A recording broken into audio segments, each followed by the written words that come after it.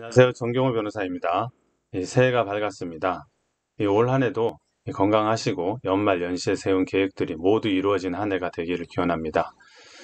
제가 연초부터 영상을 올리는 이유는 며칠 전에 이 코로나 백신 접종 장애 또는 사망 사건으로 인한 손해배상 청구에 관해서 작성한 글이 있어서 나름대로 중요하고 시급한 사안이라 생각돼서 이 첫날부터 영상을 올리게 되었습니다. 이 손해배상 청구를 한다 그러면 이 근거는 채무 불이행으로 인한 손해배상 청구 민법 390조 또는 불법 행위로 인한 손해배상 청구 민법 750조가 될 수 있을 것입니다. 의료기관을 상대로 손해배상 청구를 한다면 390조 채무 불이행으로 인한 손해배상 청구가 될 수 있을 텐데요. 의료기관에서 이 사안이 중대해서 그런지 이 예방접종 전에 충실히 진료나 설명 의무를 다하고 있는 것으로 보여서 의료기관을 상대로 하기는 쉽지 않아 보입니다. 물론 특별한 사정이 있다면 할 수도 있겠죠. 문제가 되는 국가를 상대로 한 불법행위 손해배상 청구에 관해서 말씀을 드리겠습니다. 불법행위 손해배상 청구는 그 요건 사실이 1. 고의과실, 2. 위법행위, 3. 손해발생, 4. 인과관계입니다. 이 중에서 예방접종으로 인한 이 손해배상 청구의 경우에 2. 위법행위 요건, 4. 인과관계 요건이 중요할 것입니다. 이 위법행위 요건에 대해서 먼저 살펴보면 현재 국가에게 무슨 위법행위가 있다고 볼 수 있을까가 문제가 되는데요. 사실 정부와 질병관리청은 나름대로 방역, 예방접종에 대해서 최선을 다하고 있는 것으로 보이거든요.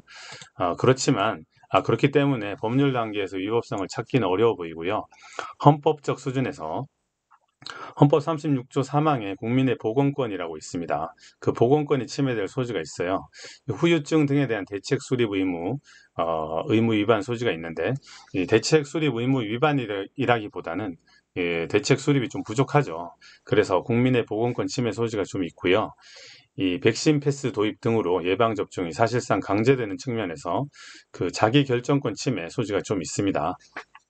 그래서 헌법상 국민의 기본권, 보건권이나 자기결정권 침해를 이유로 국가의 위법행위가 인정될 수 있을 것으로 보입니다. 이 법리상으로는 이러한데요.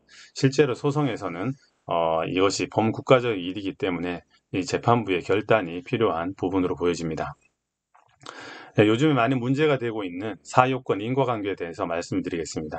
현재 질병관리청은 뉴스를 보면 모르긴 해도 이 과학적 수준, 의학적 수준으로 인과관계를 검증하고 있는 것으로 보입니다. 이렇게 과학적으로, 의학적으로 검증을 하면 인과관계가 없거나 불분명하다고 나올 가능성이 높을 수밖에 없거든요. 그런데 이 민사소송에서는 전에도 말씀드린 것과 같이 이 인과관계를 상당 인과관계로 보고 있거든요. 상당 인과관계라고 하면 과학적 수준보다는 좀 폭넓게 인정하는 경향이 있는데요. 이런 의료소송에서는 특히 백신 접종을 일어난 소송에서는 특별한 질병이 없이 건강했고 예방접종 이후에 수일 내에 후유증이 발생해서 그 후유증이 악화돼서 장애 또는 사망에 이르렀음이 증명되면 상당 인과관계는 인정될 수 있을 것으로 보입니다. 다만 피해자 본인의 어떤 특이 체질들이 경합될 수는 있어요.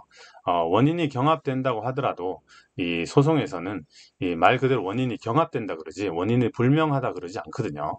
예컨대 교통사고에서 상식적으로 나한테 과실이 없다고 해도 따져보면 뭐 2대8, 3대7 이런 식으로 일정 부분에 과실이 인정되는 경향이 높잖아요.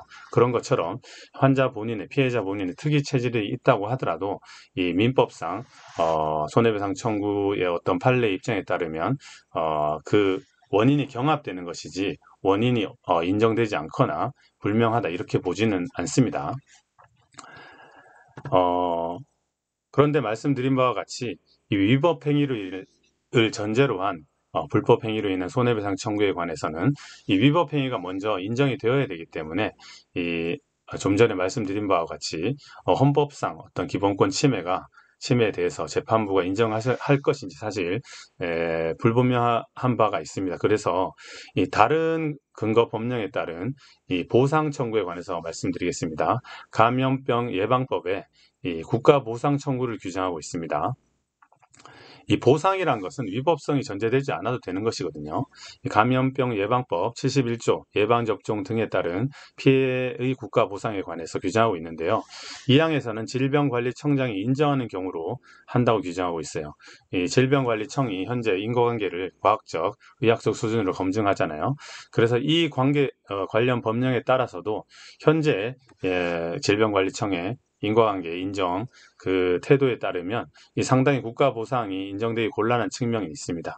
그런데 아이러니하게도 국가 보상 청구에서도 이 현재 최근 대법원 판례를 보면 대법원 판례 중에 제가 이 블로그에 소개를 해두었는데요. 이 예방접종과 관련된 이 폐렴구균 백신인가 그런 사안입니다. 이 예방접종과 관련된 이 대법원 판례를 보면 이 국가 보상 청구에 관한 판례입니다. 시간적 밀접성이 있고 피해자가 입은 장애 등이 예방접종으로부터 발생했다고 추론하는 것이 의학 이론이나 경험칙상 불가능하지 않으면 이렇게 좀, 좀 인정되기 쉽게 이렇게 판시하고 있죠. 이 장애 등의 원인 불명이거나 예방접종이 아닌 다른 원인에 의해 발생된 것이 아니라는 정도의 증명. 이 일반적인 불법행위 손해배상 청구의 상당 인과관계와 상당히 유사한 판시를 하고 있습니다. 이 감염병 예방법에 따른 국가 보상 청구에 관한 인과관계도 이렇게 다소 넓게 인정하는 것과 하고 있는데요. 현재 질병관리청 정부의 입장과는 좀 거리가 있어 보여서 좀 안타까운 점이 있습니다. 12월에 정부가 인과성이 불충분한 경우에도 소급해서 위로금을 지급하겠다 발표하기는 했지만 이런 대책 수립이 좀 미흡하지 않나 싶은 생각이 듭니다. 이 피해자나 유족의 입장에서는 상당히 지금 어찌할 바를 모르고 계실 것 같아서 제가 나름대로는 이 부족하나마 이렇게 영상을 올리니 도움이 되시기를 바랍니다. 올 한 해 좋은 일들 있으시길 바랍니다.